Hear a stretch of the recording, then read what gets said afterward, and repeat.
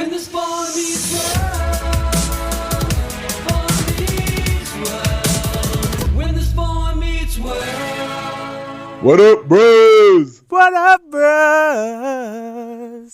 And welcome to Bro Meets World. When it's Bro Meets World. Your Boy Meets World fan cast. This is episode 69. I'm Siege. And I'm your boy, Tony Coitus. And this is our season 3 report card. Yo, this is just the best place to be right now. Just fresh off of season 3, going into season 4. You know, this is, as we're going to get into, a season that I think we enjoyed far more than the second season. So I'm just excited to talk about it with you. I was surprised at how much more this episode did better than season 2.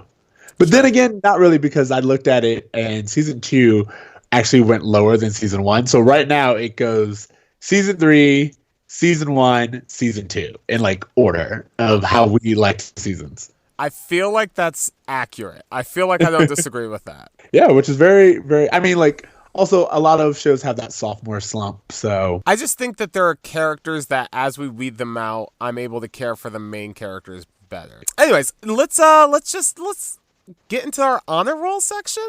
Yeah, let's honor roll. So these are our highlights of the season so far, and we're going to start with best episode. And TCA, know that you can see my notes, but we actually had a tie for our best episodes. Like, we rated the highest. Do you know which those two are? I mean, I am cheating because I can see your notes, but Truth and Consequences and The Grass is Always Greener, probably two of the most consequential episodes of the season. Exactly. I was going to say, if you had to pick between the two, because those are two very good episodes, I mean, which is why we rated them so high. But if you had to choose between the two, which one would you rate as the winner? Probably Truth and Consequences. Really? That's so funny, because I was going to go Grass is Greener. I know, The Grass is Greener is great too, but honestly, neither of them are my favorite episodes. Ooh, what's your favorite episode of the season, then? I don't know. I guess when I was thinking of like episodes, I was going through the season and I was thinking about what episodes kind of live beyond just season 3 of Boy Meets World for me. Like, what episodes am I going to think back to? And 2 came up for me, which were season 3 episode, I think it's episode 3, What I Meant to Say. Okay. So What I Meant to Say has the moment where Corey says that he loves Topanga for the first time, and I just think that's a really important episode. I remember you did rate that one really high, and I was like, nah, I'm good. Yeah, I really liked it. It's one of those episodes that I think about when I think about this show. The other one I had up there as one of my favorite episodes of the season was Life Lessons. The one where Feeney gives the test schedule that's really hard, and there's like kids that like are like mutinying the school, and Corey and Sean and Topanga really have to be the moral high ground, and I just thought that was a really well done episode, and one that I will remember long after the season's over, because it establishes Feeney's relationship with the kids, I think, in a really great way. You know, I'm like, The Grass is Always Greener is just a good and iconic episode for me. I mean, we get comedy with the French, we get people role playing, you know, like there's Siege. this, and I'm sorry, yes. For our listeners, could you remind them a general synopsis of The Grass is Always Greener, like what that episode is for the people who may have forgotten? Season 3, episode 12 is when Corey and Topanga are kind of feeling like they're in a rut. So they both tell each other that they have plans and go to the same school dance at another school pretending to be other people. Corey is pretending to be Sean, and Topanga is pretending to be another French girl. And it's the episode where they break up, but it's so real and it's so relevant to like any age group, I feel. Absolutely. And that was one of the things I remember that we really dug about that episode specifically, was just this maturity that Corey and Topanga's relationship had versus some other teen 90s shows that we had seen. Them getting to a point in their relationship where they're like, hey, there's nothing, like, you're great, I love you, but there's something up here, and I think we need to split up for our own personal happiness and to preserve our friendship. A super mature way of handling a very complicated situation. I think Corey has a great line in that episode where he says, or maybe it's Topanga, maybe the people who end up hating each other are the people who wait too long to break up. Just great fucking stuff. Absolutely. In that episode, bro. Absolutely. How could you not love that? That it was amazing to me. Okay, and then our fan favorite. So we usually do our fan favorite as like the most downloaded episode or highly rated episode, and I was surprised by this. Season 3, episode 8, Rave On.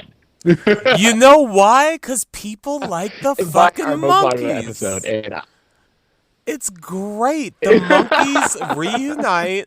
Everyone's into it. I'm telling you, this is an amazing. It's not just me who loves this episode. Like, it's just a fan it is not favorite just you. in general. But I will say, Rave On is our most popular episode, but it was not rated high. So that tells me that everyone came to share in their lack of love for this episode, despite their monkey love. It's an episode that it shouldn't be good, and it's not good on paper.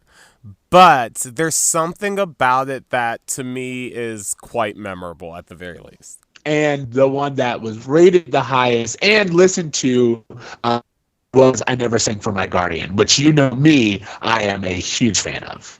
Yeah, I'm not surprised that I Never Sang for My Teenage Guardian was such a huge hit, just because I feel like anytime we see Chet and Sean in an episode, or really Sean's storyline highlighted in an episode this season, it's ended up being one of my favorite episodes, which kind of leads me to our next category for superlatives, which is favorite character. And I'm going to tell you this. Mine is a tie.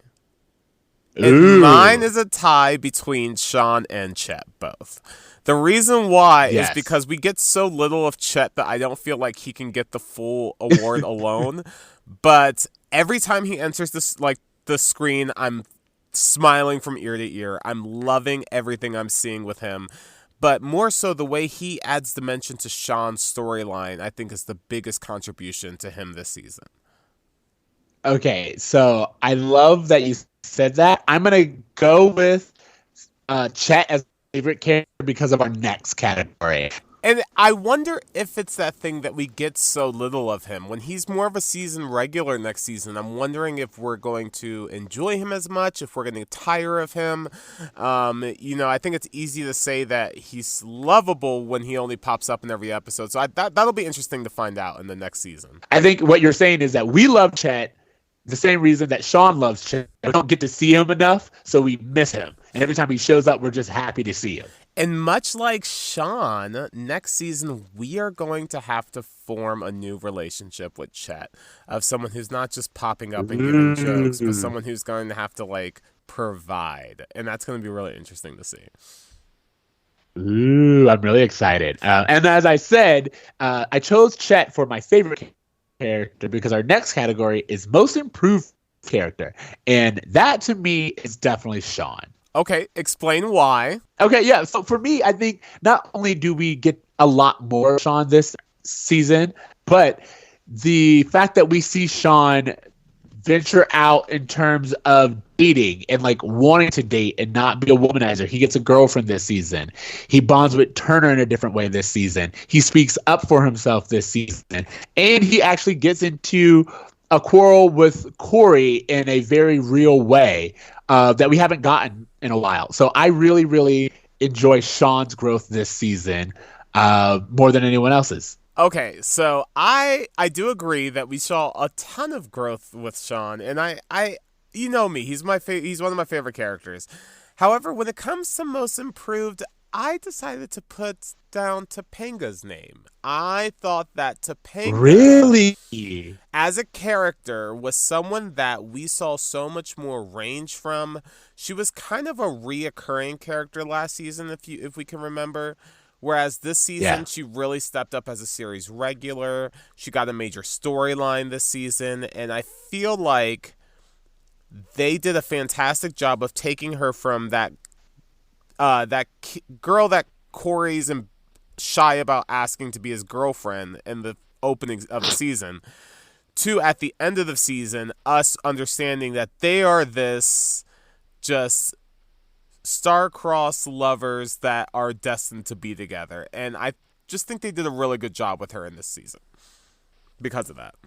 See, and I would love to give it to Topanga, but I felt that we just didn't get enough of her, first of all, for my liking, for me to really think that we gained range. But then also, whenever we did get something of Topanga, I felt like they almost always undermined it. Like, if Topanga had stayed steadfast and, not given into Corey's persistence and instead had come to the conclusion on her own or had overheard him talking to a human being, you know what I mean? Yes. And not a seal or a dolphin, I believe it was.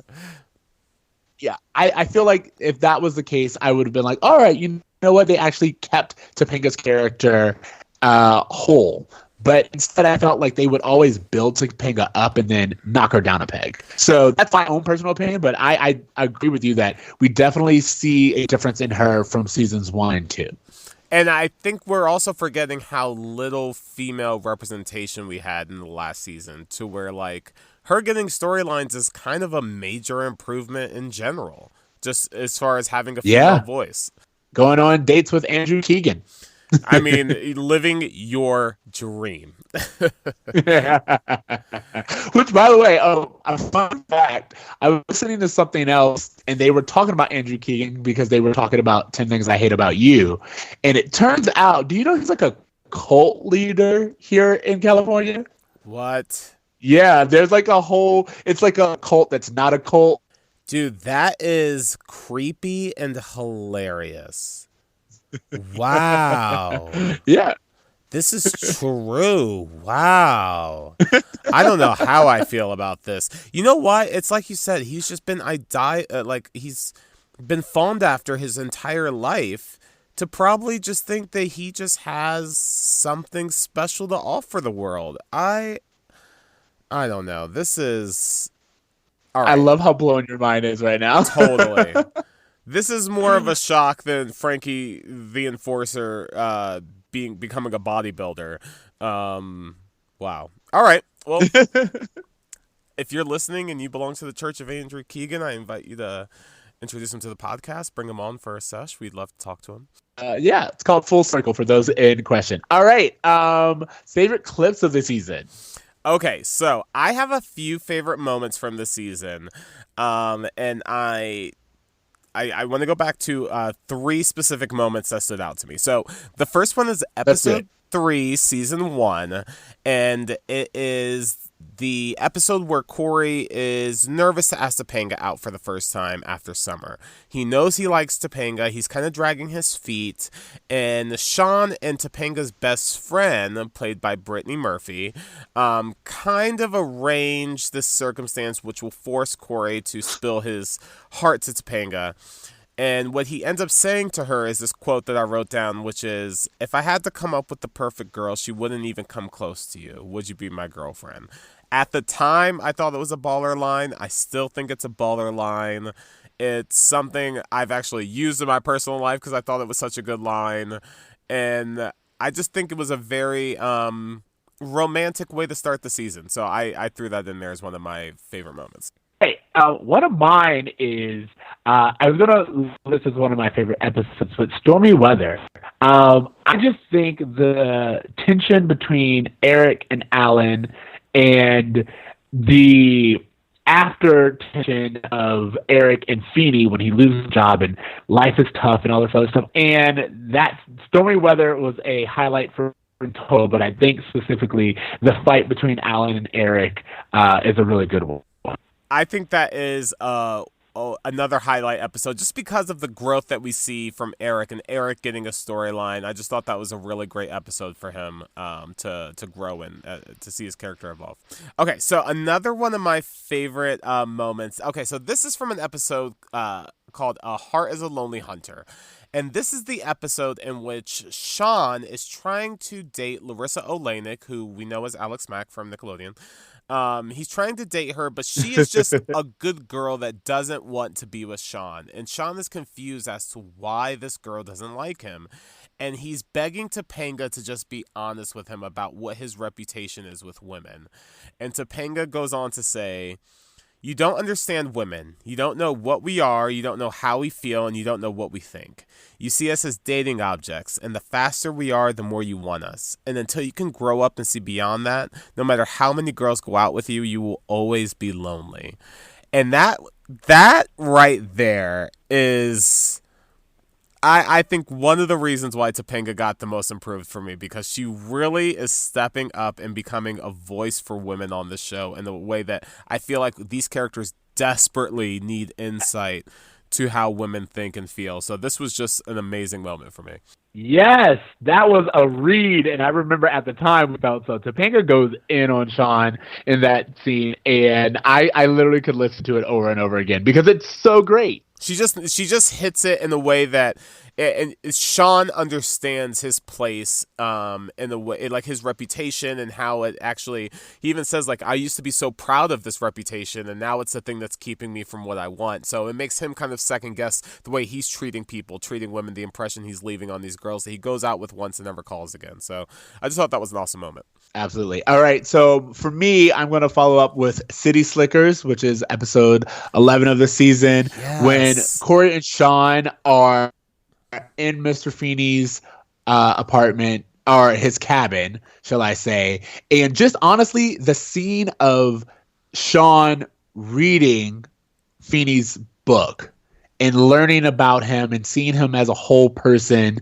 and you know, like that scene right there is really good for me. I like it more than the scene right before it, which is the one where Feeney is telling Sean everything he knows about him.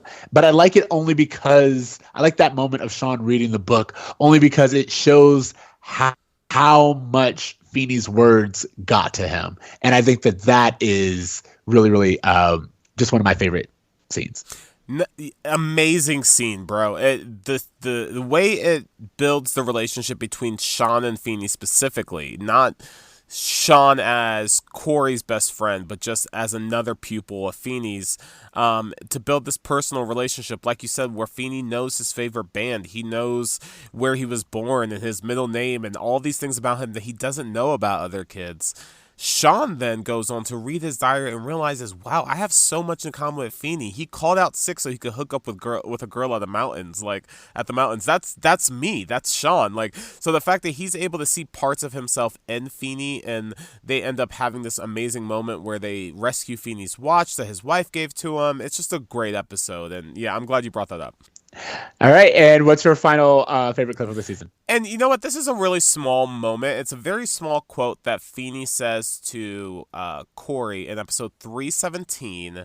And I believe that's the one where Corey is filming he has tape of Sean's half-brother stealing some computer equipment. Yes, 317, the Flamingo Kid. Yes, and Corey is talking to Feeney about these problems that he's having with Sean and not understanding, what's going on between Sean and Sean's family. And Feeney just has a really simple quote where he says, Corey, you don't have to be blood to be family, which I know is such a small thing, but I feel like that is basically Corey and Sean's relationship in a nutshell, is realizing that what we have is almost beyond a friendship. It's more of a brotherhood. And so I just thought that line was a really good reflection of their dynamic this season. Absolutely. Okay, and for my final one, it's actually going to come from the Truth and Consequences episode, and that is if we're talking about clips from this season, it is the scene where the boys do their report and Alan and Amy are there, Eli and Jonathan are there, and Feeney is there. And it's just everyone in the room is so uncomfortable and so just without words for what they just saw. And Corey and Sean are so proud of their project. And for me, that episode and that scene is just another example of Boy Meets World creating really good, really relatable tension. That is a fantastic episode, and one of the reasons why I love that episode so much, did we do the right thing? Did exposing Janitor Bud's time fraud, was this something that was a good project? Like, did we discover a truth that needed to be told, or did we ruin the man's life? And like that, no one being able to give them a straight answer. Such a great episode. This whole season has really good episodes. Real fast, I just wanted to ask you a personal question. What was your turned on by Turner moment of the season, Yes. if you have one? Ooh, hold on one second. That's a really good question. So just give me a moment because I'm gonna have to think about it. If I had to guess, I thought it would be I know what it is. Oh, okay, Go ahead. Spill No, it to me. go. Tell me what you think it is. And I then I'll thought tell there you. was a few moments in the episode where he dates that rich girl from his past that like he was like in date mode, and you thought that was like a good look for him. But maybe I'm misremembering this. No, I will tell you. I gotta say, the turned on by Turner moment comes from A Kiss Is More Than a Kiss, and that is, if for those who don't remember, that is when Corey and Topanga had broken up. He's in the dating world, and there is a fashion show, but Turner comes out on stage during that fashion show, and if we all remember, it was not just me who was hot for teacher. Like, he even gets money, or at least pitched money, thrown at him from people in the audience. And that was my turn on by Turner moment. Turned on Straight by back. Turner. Ooh. All right, so now we're moving into detention. Well, we're going to talk about some of the things that we didn't like this season. Worst episode. Siege, do you have any thoughts on an episode that stands out as the worst to you? So I will say that our worst, like the episode that you and I hated the most this season, unanimously, was Train of Fools. It was foolish for them to make that episode. That is, for those who are on the lookout, that is episode 10 of this season. I am shocked. I am shocked to discover that episode has a lower rating than my answer, which is I Was a Teenage Spy. How did Train of Fools beat? I Was a Teenage Spy because I gave I Was a Teenage Spy a higher grade than you did. If I didn't, it would have been lower. But you even gave it. You gave I Was a Teenage Spy a D, but you gave Train of Fools a D minus. You know what? I have to be honest. Like, just the season being over, gun to my head, if you told me, hey, you have to watch one of those episodes again, it would be Train of Fools. Really? I think, yeah, 100%. If only to hear the black guy invite everyone in the train to have a party.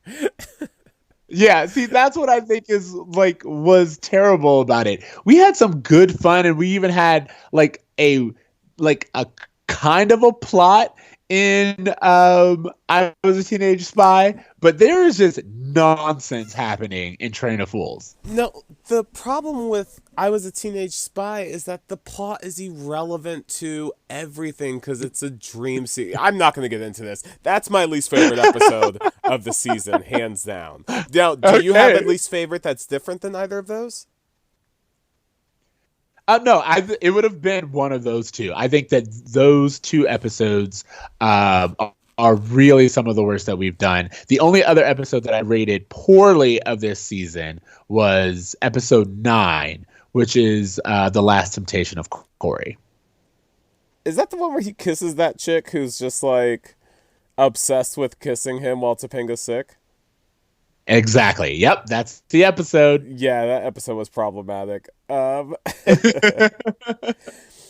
is your Fans' least favorite episode?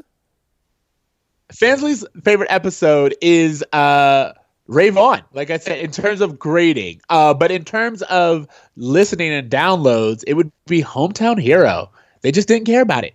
I don't blame him. That episode's super forgettable. I don't know what you're talking about. Corey starts a fire inside of the school. If you remember, we get that entire construction of a chemistry lab that we never see again. Yep. And then we get television, we get poker, I believe. It's a lot of really crazy things.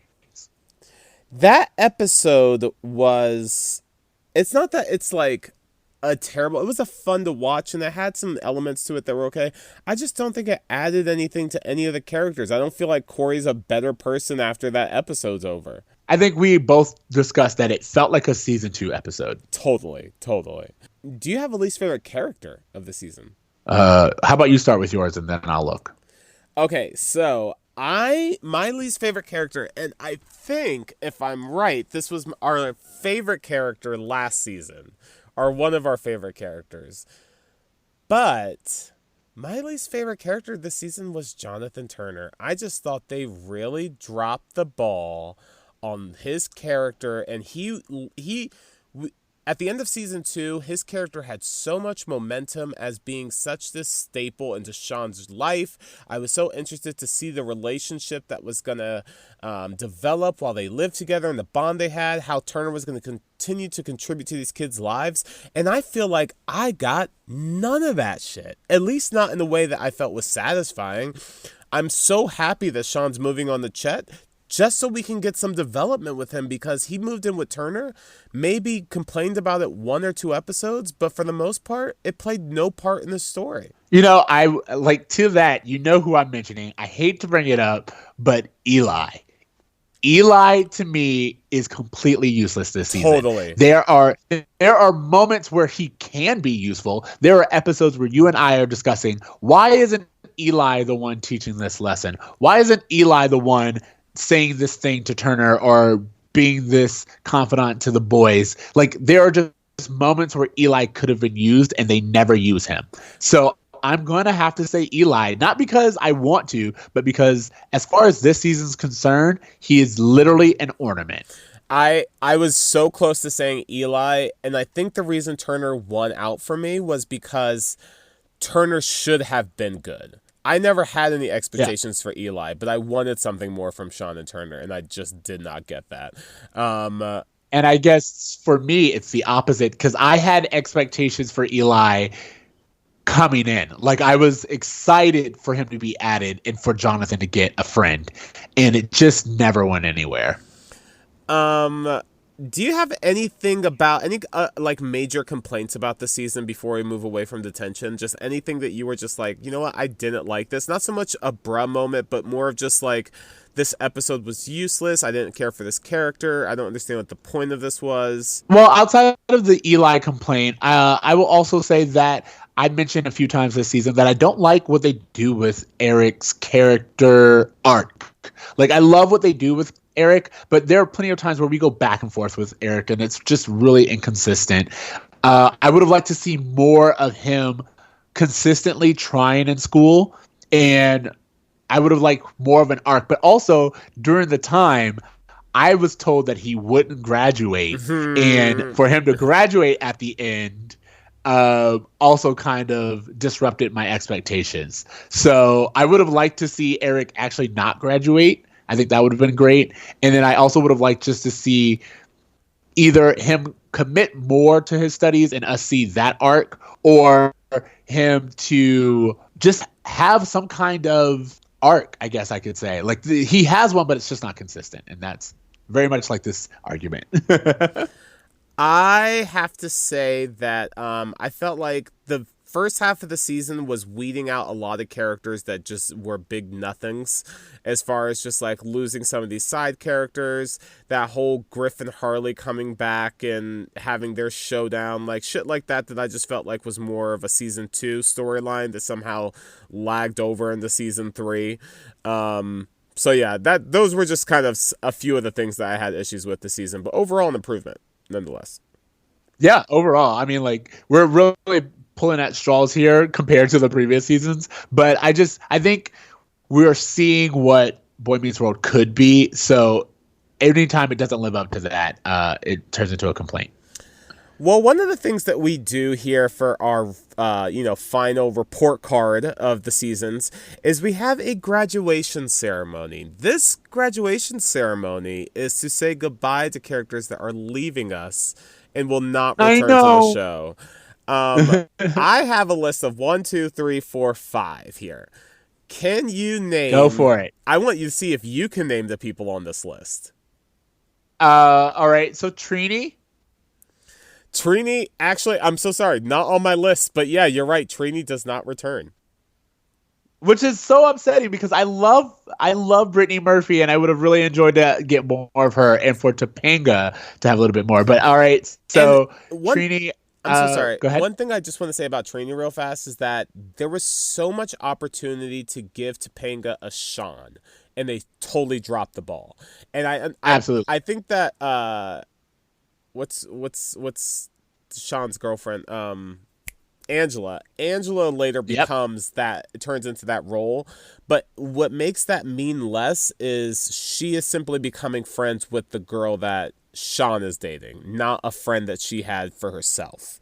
And so that's why I feel like Trini was could have been something special. So yeah, I'm sorry, 6 people graduating. So Trini is 1. Do you have... All right, so I think technically I can say 4, which would be Griff. Griff, yes. He had his final episode of the season. Joey. Joey the Rat Epstein is no longer a part of the show. Harley. Harley took his final bow. Did Frankie? Frankie will be returning next season. Ooh, see, I was like, I think we get a little bit more Frankie, but there's 2 others that we will not be seeing. Eli? Eli does not make any more appearances in Boy Meets World. Wow, we really have seen seen this. What I'm saying. Everything he had to offer to the show, and it was very little. I'm really like, as much as I was like, he is my worst character, I also feel like they did him dirty. Like, he is my worst character because they didn't give him the scenes and the storylines that he deserved, not because the actor didn't bring it each and every time. It was, hey, let's throw a black guy in there just to appease this audience. It really is just like, we're not going to do anything. We're multiracial. Yeah, we're not going to do anything with this character. We're just going to have him a part of the show just so in pictures you can see that there's something other than the white face. It's a token at best. So yeah, Eli has taken his final bow, and there's one more person who we say goodbye to. Ooh, I'll give you a hint. We watched him get fired. Oh, Janitor Bud! Janitor Bud makes his final appearance in season 3. I mean, we say goodbye to a lot of people this season. They're cleaning up shop. They're trimming fat. Trini, Janitor Bud, Eli, Griff, Harley, Joey, all gone. You know what's funny about that is that in Girl Meets World, Harley comes back as a janitor. So it's interesting to me that Harley and Janitor Bud both had their peak and their final episodes in season 3. That is just it's a beautiful reflection. Does he return in season 3 of Girl Meets World, I wonder? I actually have to see that, but that would be interesting if it was season 3. Yeah, so any final thoughts on these graduating class of season 3? Well, Griff shouldn't have been there. Harley, we love you, but your time has gone. Janitor Bud, you're happily retired, hopefully. Trini, you could have done more. And Eli, they did you dirty. And then Joey, my good Joey, I will miss you the most. Joey's the one I miss the most as well. And he's the one that I feel like probably could have gone on to the next season in a way that would have worked. But you know what? Boy Meets World, whenever they trim the fat, it always leads to a better show. So I can't. I'm not going to lie. Like, I feel like I love Joey and I would have loved to see more of him. However, he is kind of a caricature of a real person, whereas they really humanized Frankie, so it makes sense that. But that was a choice. It was a choice to humanize one character and not the other. And I'm interested why. Maybe it was just Ethan Suplee, like the actor. Maybe they just recognized that they had like a great talent. I don't know. I mean, he goes on to do amazing things and have a really long history or career as a character actor. So, I'm here for it. Yeah. Yeah, so that brings us to the Bruh Award. Yes. Most culturally relevant moment that stopped you in your tracks and thought, wow, we could only get away with this in the 90s. Moment that just was like, just did not sit right with you. Do you have one from this whole season that you're just like, wow, that really stands up to me? Hold on. I mean, I guess you don't have to have a Bruh moment if nothing really stood out. Well, no. I did. I'm trying to figure out what episode it was in. Damn, I can't find it, and now I lost it. If you have one, go ahead and go. Yes. Okay. So my Bruh moment is from episode 18, Life Lessons. Life Lessons, like I said, was one of my favorite episodes because you got to see this great, like, Feeny moment with the kids and the A storyline, but the B storyline. Yes, that is. I was like, where was the episode where there was inappropriate dating? And I got it. This episode. There's another one that I have. Keep going. A very odd relationship between Amy's friend Brenda, who is 30-something, and Eric, who is in high school. She actually comes into the house, sees a family photo of him as a young boy, maybe 15, looks at him and goes, yeah, we can go on a date. And that just sets off one of the strangest, like, oh, we're not going to talk about how inappropriate this is at all. And there's a few times this season that I was like, hey, let's really think about this, like, if the roles were switched. If this were Turner and Topanga, like, wouldn't this be awkward? Why isn't that making you as uncomfortable? Yes. And it just really stood out to me as a major flaw that we're seeing, which is that when boys do something to get the attention of older women, even when Alan finds out that Eric is with an older woman, he's like, yeah, that a boy. Whereas he would freak out if Morgan dated some older dude. So I just think examining that, it kind of brings to light some of the other issues that this show has with gender and the way they treat women. So it's really just that was just a very gross storyline that stood out. That is a very gross storyline. And I remember Train of Fools. We have all the women who are just coming to see Turner because apparently he's so hot. He just can't beat them away with a stick. And then remember, they're just kind of all treated like ornaments. If you remember that storyline where it's like, it's just girl after girl and they're all needy. And they even kind of throw Eli as like the safe option. And I would just remember us being like, it's like Eli is dismissed as a sexual being. The women are treated terribly. The only hero, quote unquote, of the episode is Turner, and he treats those women like crap. Totally. So I remember just not being allowed into that. And then my last little bit is the climbing into Topanga's window does not age well. Like, I don't think we do that anymore. I don't know what I'm saying? It. I felt like that was a real 90s thing. Like, Dawson did it, Clarissa did it. I'm fine with it. But this is what I'm saying. We were talking about things that don't hold up, and I don't think you show a teenage boy sneaking into a girl's room in the middle of the night anymore. I just don't think you do it. If you put kids in an environment where they don't have cell phones and there's only one home line that the parents are going to answer first, there is more sneaking into windows than you think. Well, no, I'm just saying, like, I was watching, and it's something that I'll mention a little bit later, but I was watching a show, and he just, like, nowadays, you just come through the front door. Like, you're still sneaking around, you're still doing all these things, but you just don't climb into another person's window. You know, that's how you get shot. All I'm saying. I can't dispute that. Okay. So, final grade of the season. Siege, what was our final grade once you got the average for all of our grades? Our final grade of the season is... Now let me just say, I'm so sorry. I just want to remind our audience what we gave season 2, which was a 78 C plus, was what we gave season 2 Correct. for our final grade. So I'm sorry. Without further interruption, our grade for season 3 of Boy Meets World, 83.1. 83.1. That is a B. It's not quite. Sorry, it's in between a B and a B minus. It's not quite a B because it's for us our grading scale would a B would be 85, but it is higher than a B minus. So we're in that range. You know Overall, what we good should do? episode. We should give each season a person, a character from the show based on the grade that we think they would get as their average in high school. Like I feel like this is a Corey season, like a steady B is a plus Corey average, season. yeah.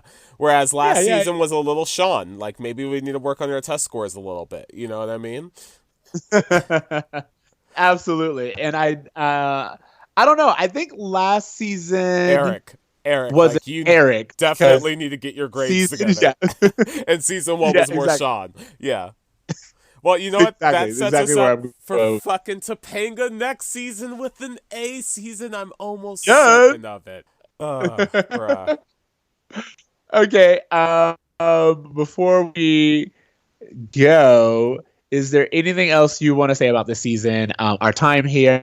Anything else? No, I just want to thank everyone for listening and following along. I know we had to take a little bit of a break when we did the switch from Hulu to Disney Plus with the show streaming.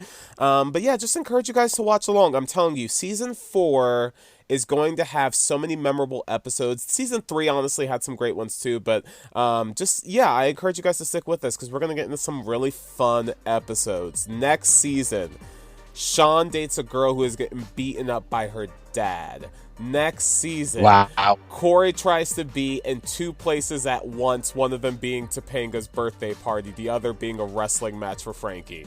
Next season, we have Corey's family and Sean's family having Thanksgiving together, class differences, all kinds of shenanigans happening. Next season, guys, there's a girl who writes a song about Eric and calls him gay. There's What? It's- Whoa! there's all kinds of crazy stuff next season, and I'm just so happy to talk to you guys about all of it. So that's all I have to say. I'm excited for next season. All right, you have me excited for next season, and you better live up to all of these things because I've been lied to before, sir.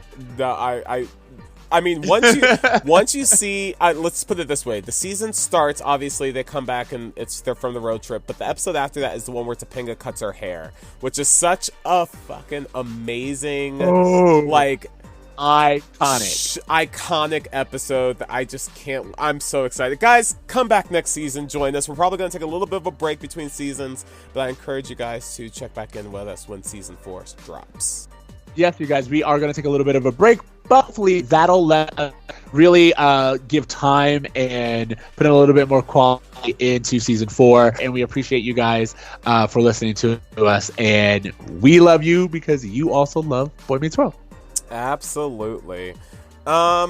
Is there anything else we should remind our listeners, Siege? Yeah, as always, thank you guys for listening to us. You can find us on all the platforms, share with your friends. As we said earlier, with Disney Plus out, if you're rewatching anything, make sure you give us a listen. And also leave us a rating. You guys have been doing really great with that. We always appreciate it. Even if you don't like us, comment and let us know what we can do better. That's always helpful. And yeah, follow us on Twitter, Facebook, all the places at Bruh Meets World, or email us at bruhmeetsworld@gmail.com. You can find me on Twitter at Extra Siege. That's XTRACEEJ TC. You can find me on Instagram at @abraverme, at @braver.me. And yeah, guys, we appreciate you guys listening and following along with us. We've been doing this for a really long time. We're excited to finish up the series with you guys.